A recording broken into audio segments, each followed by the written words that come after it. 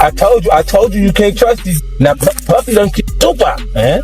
50 Cent went on stage last year and said this. Maybe I said because you got Tupac. You know, and I know, that everyone believes that Diddy was involved in both these shootings and had a direct involvement in your brother's death. That is what the streets have said for 27 years. That's why 50 Cent said it. That's why Eminem has said similar stuff. Would you be comfortable saying that you believe Diddy had nothing to do with it? No, I wouldn't be comfortable saying that because I don't know. If you look at all the theories, the theory involving him is quite high on the list. Ron, any comments? Any comments on the trial so far? You got to see the opening statement. He's having his day. He's having his day. He's having his day. We trust the justice system. Thank you, sir. God is good. Netflix's new docuseries delivers a powerful, thoughtful look at Tupac Shakur's life and tragic death, focusing less on accusations and more on context. Instead of pointing fingers, it revisits the era's tension, the cultural climate, and the long-standing public conversations where figures like Sean, Diddy, Combs are often mentioned. By breaking down unanswered questions and historical realities, the series offers viewers a clearer, more balanced perspective on one of hip-hop's most enduring and debated stories. Wasn't true. Yeah, check this out. We don't talk about things that are nonsense. We don't even entertain nonsense, my brother. So we're not even going to go there, with all due respect, but I appreciate you as a journalist asking. Thank you. Because you listen, 7 years ago I'd have been like, yo, did you hire somebody to kill Pac? But no, you do it like a journalist. Yeah, no, I mean, we wouldn't even get into nonsense like that. You know what I'm saying? Combs, The Reckoning takes a focused, revealing look at Sean, Diddy, Combs' rise to power in hip-hop, tracing the moves that built his influence long before his recent legal challenges entered the spotlight. The docuseries revisits his complicated and increasingly strained relationship with Tupac Shakur, a tension recalled by Tupac's cousin William Lassane, and places both figures at the center of the explosive East Coast-West Coast rivalry that defined the era. Through first-hand reflections and historical context, the series explores the pressure, competition, and shifting alliances that surrounded these icons, fueling decades of speculation and debate. Without offering definitive conclusions, it revisits the unanswered questions surrounding Tupac's 1996 death in Las Vegas, explaining why the mystery continues to grip hip-hop culture and why the conversations around it refuse to fade. From the former president of Bad Boy, Kirk Burroughs, who alleged during this time, Diddy had him hiring a whole bunch of people and getting cars to drive to Las Vegas. And he is now very curious into why Diddy wanted to do this. And he said, in his opinion, he now believes that Diddy was Williams speaks candidly about the deep and lasting tension between the two artists, describing it as intense and shaped by the pressures of the era. He suggests that Tupac's growing influence and independence may have felt threatening to Diddy, while urging viewers to consider the broader chaos surrounding the 1994 New York shooting rather than rushing to assign blame. William questions how clearly anyone truly understood events as they were unfolding at the time.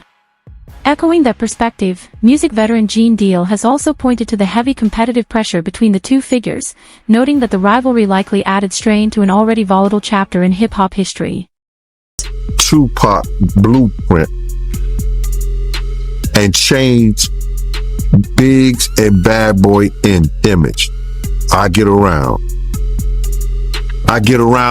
talked about how fly you was, how many girls you mess with, how many cars you drive, how much money you got, what you willing to do. He took his image. Pac was the first one on the scene wearing Versace shirts. He went and got the same Versace shirts Pac had. Which, alright, some dudes would do that. You would never catch me wearing something else, something that somebody else got.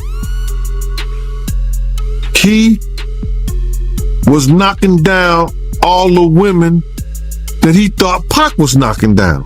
And what I mean is having sex with them. Why would you want to have sex with women you know for sure a dude that was once cool with you?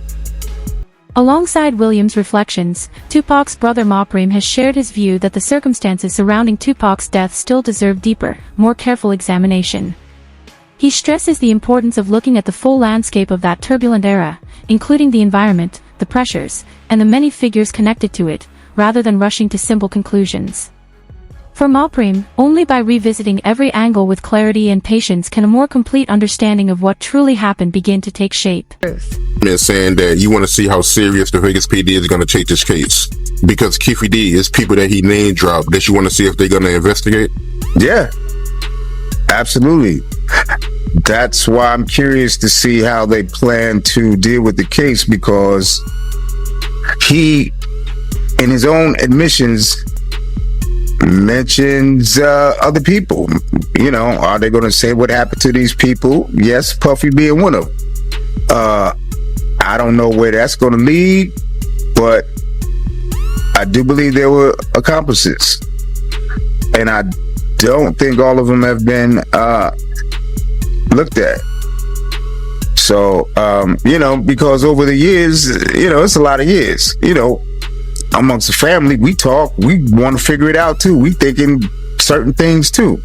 So, you know, we're waiting to see if we can trust this process.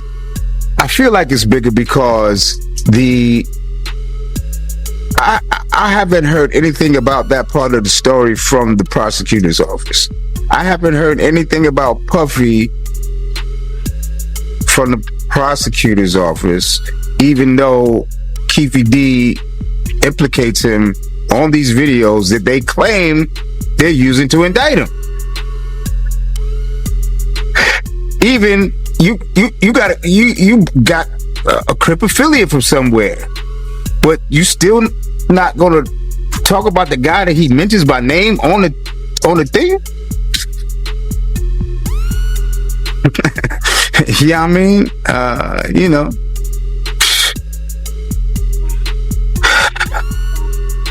it's exhausting.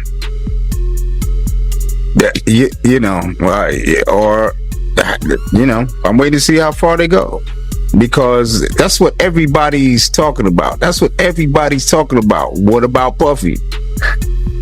You know, so it would be weird that the prosecutor's office wouldn't know and address it. That's why I don't know whether to. He later revealed that in Tupac's final moments, his brother appeared to be struggling to say something meaningful, a haunting detail that has never left him. That memory continues to fuel his resolve to seek clarity, reinforcing his belief that the full truth about what happened has yet to be uncovered. Oh, wait. By condition, because you got so many conflicting stories, right? You got some people that say that, you know, Tupac was moving in the hospital, he was, you know, talking in the hospital, but you being there, from your point of view, how was Tupac condition? By the time I got there, remember I was coming from LA, so by the time I got there, he had tubes in his throat, in his nose, in his mouth, so he ain't talk to me, not verbally. He was conscious. He was trying to talk. He did want to talk, but he didn't actually verbalize any words. Always, you know, that's gonna be one of the biggest mysteries in my life, because he was trying to tell me something. He was trying so hard. He was shaking the bed. He was looking at me, you know, with his big old eyes, you know, and I know he was trying to tell me something, but I don't know. Something else I want to ask you, because I think it would be appropriate before we get off the Vegas thing, last thing, because I know I did an interview with Napoleon, and they all gave me their reasons why Afeni pulled the plug because of his condition, but I mean, it would be more appropriate since you was his brother. Afeni, her decision to pull the plug on him, from your point of view, what made her pull the plug, respectfully? Because he had already flatlined a couple of times, and she didn't want him to keep going through that. So I think it was like twice before she, you know, let him go. And that's reasonable. You know what I mean? When I was, you know, when I found out. Kirk Burroughs, a former Bad Boy executive, reflected that the tension between Tupac and Diddy may have played a bigger role in the chaos of that era than he realized at the time. William echoed that view, noting how their relationship grew strained as Diddy pushed Biggie's rise while Tupac pursued his own independent path, creating a competitive atmosphere that intensified industry pressure. This tension formed the backdrop to Tupac's 1994 Quad Studios shooting, a pivotal moment in hip-hop history. Although Diddy, Biggie, and others were reportedly in the building, authorities never connected them to the attack, and Diddy has consistently denied any involvement. Still, Tupac's later reflections and doubts fueled decades of debate. By presenting differing perspectives, the series highlights how ambition, rivalry, and loyalty collided in 1990s hip-hop, shaping one of the genre's most closely examined chapters. He knew Tupac was going to get robbed at Quad Studios? Well, I don't think I'm not going to say he knew exactly he was going to get robbed, but he knew he was going to get dealt with. Because he was up there with Andre Harrell, and he was with Jimmy Henchman. And even though I think Pac may have owed Jimmy some money, or he was being disrespectful with Jimmy, and Jimmy ain't the type of dude that you was going to be disrespectful for, because he had some real wolves, and Jimmy was about it himself. You know what I mean? So now, in that essence, Puff is up there in the office with him. They know they about to deal with Pac. You know what I'm saying? I don't know the extent that Jimmy told him what they was going to do to Pac, or he's going to get dealt with or whatever like that. But years later, the mystery deepened when Dexter Isaac claimed in 2011 that he participated in the 1994 Quad Studios attack, alleging he acted on instructions from a music industry figure tied to that era. His account added another layer to an already complex story, but like many claims surrounding the incident, it remains unverified. Rather than offering closure, the statement reinforced how fragmented, disputed, and fiercely debated this chapter of hip-hop history still is, underscoring why the case continues to spark questions, speculation, and unresolved tension decades later. Keep the debate alive.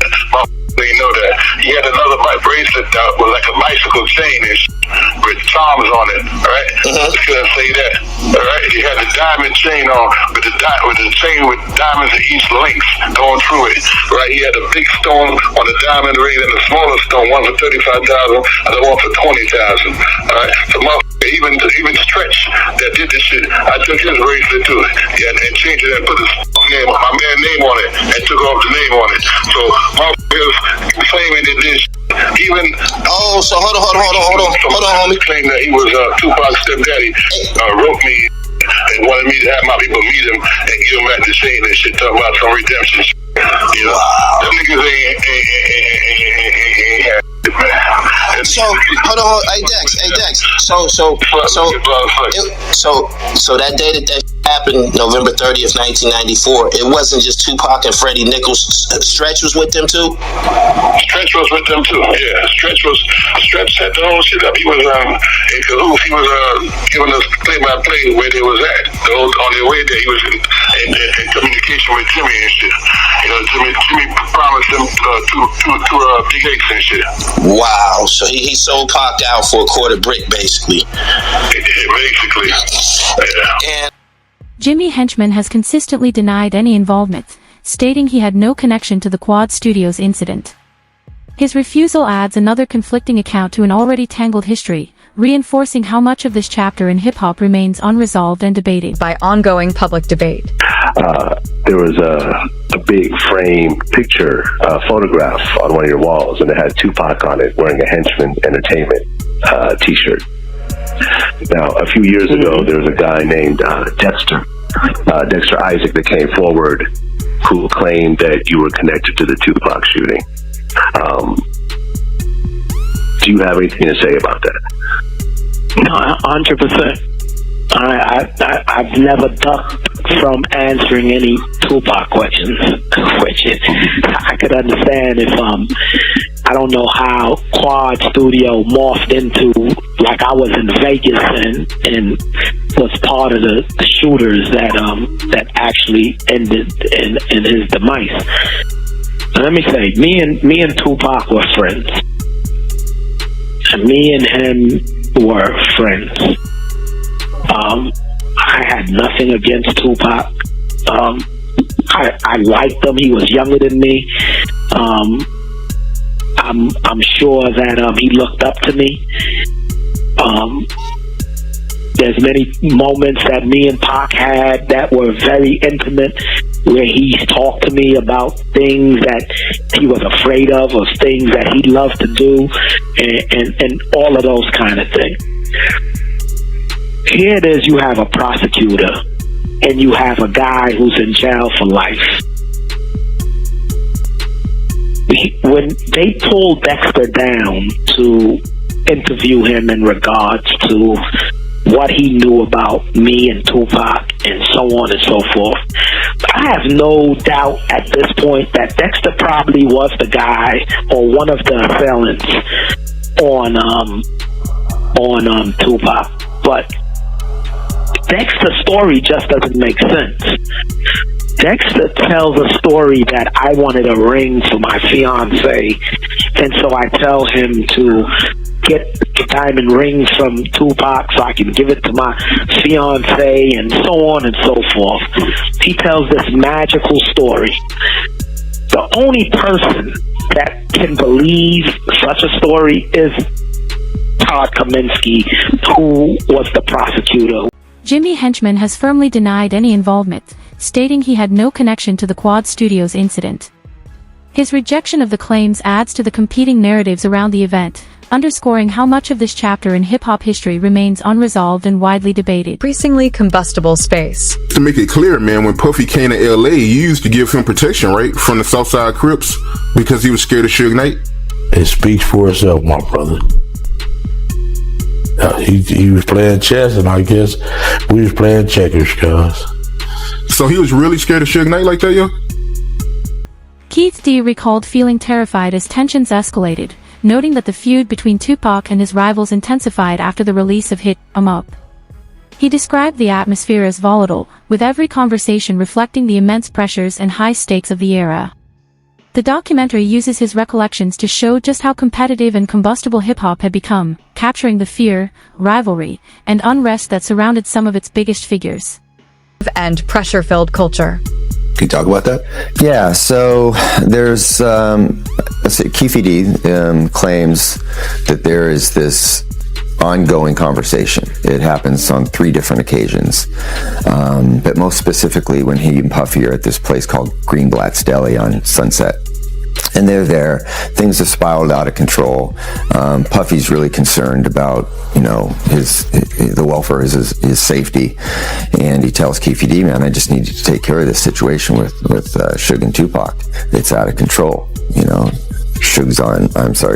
Tupac's on vinyl talking about killing all of our kids when they grow up. And, it's just become this really serious conflict. And he says, I just need you to take care of him. And Keefe D's like, that's no problem. That's what we do. And so an agreement was made, according to Keefe D, for an amount of money. And they kind of just let it go at that point in time. But of course, Keefe D knows in the back of his mind, this is what Puffy wants done. And they all end up out in Las Vegas. Suge's out there. Before you say that, there's a couple things I want to talk about Vegas. So when you say that Keefe got offered an amount of money, according to him, was there a dollar amount? Yeah, so there was a dollar amount. But I think that, the nuances of this conversation are that, like, now I'll give you $1 million, whatever it takes. It's like exaggerated speech. But of course, when we interview Keefe D, he's like, yeah, that's the agreed amount, was $1 million. So according to Keefe, he's claiming that Puffy offered him $1 million to kill Suge or Tupac? Both. Yeah, both their names came up. And according to Keefe D, he says, Tupac's put himself on the list by all the talking that he is doing. Beyond the controversies tied to Tupac, Diddy has long been at the center of speculation and rumor in other high-profile hip-hop moments, reflecting the intense scrutiny and fascination that have followed him throughout his career. The documentary explores how these circulating stories, true or not, fueled the era's tension, competition, and intrigue. To spark debate decades later. That Diddy paid him $1 million to try to take out Tupac and Suge Knight. Investigators early on already zeroed in on Keefe D because he is the uncle of Orlando Anderson, who was the main suspect in Tupac's unaliving. During this time, they believe that Keefe D was also in Vegas, and this is things that we have heard him say over the years in his multiple interviews, and one reason why he's on trial for the unaliving of Tupac. But then investigators really started to get curious when they found out that Keefe D was at the Peterson Museum the night that Biggie was unalived. Back in 1997, at the height of this investigation, police actually raided Keefe D's house for gang activity, and they seized one of the vehicles that were at his house because it matched the Chevy Impala description of the person who drove away after Biggie was unalived. Keefe D was a shot caller for the Southside Crips and the uncle of Orlando Anderson. It was determined that Keefe D had been in Las Vegas along with his nephew Orlando the night Tupac was shot. Additionally, Keefe D's name had come up in the original Biggie investigation when it was discovered that he was at the party at the Peterson and he had access to a Chevy Impala. After Tupac was shot, there was rumors on the street that Bad Boy Records owed the Southside Crips $1 million. After seizing Keefe D's vehicle and raiding his house for gang activity, this is when investigators would first try to question Keefe D if he had any involvement in Biggie's unaliving. And at this point in time, he really didn't talk, and he told them that they were barking. You know, I know she's not lying, because she had no reason to lie. First, she told me she saw somebody doing something to him, and she walked in and she thought, he didn't, he never said nothing. He didn't even acknowledge her. So she's thinking she's under the radar. Next thing, she's hanging out in Miami, and, she comes back and says she don't know what happened, and she woke up, and so, What did she say she saw? Someone giving him head. That's as far as I'll go, and then you can do the math. Were they famous? Did she say they were famous? Oh, no, they wasn't famous. They was an assistant working with her. Yeah. So. An assistant. I want to guess, but I'm not. She didn't tell me who no, it's not somebody that you would know. It was somebody that, she came there, she worked doing photography and, some type of media work where they shot ads and things like that. They were there to work, and she walked in the wrong bathroom and caught the wrong thing. Oh, wow. So, she got drugged. It probably was some videotapes made. Kirk Burroughs recalled the unusual circumstances on the night Tupac was shot, including the group's separate travel plans to the Mike Tyson fight, which added another layer of chaos to an already turbulent evening. The series also highlights Keefe D's recollections of what followed, while noting that Diddy has always denied involvement and was never considered a suspect by Las Vegas authorities. Beyond that night, the documentary examines the deep tensions and rivalries that define Tupac and Diddy's relationship, capturing the mix of ambition, conflict, and scrutiny that kept hip-hop on edge and continues to spark debate decades later.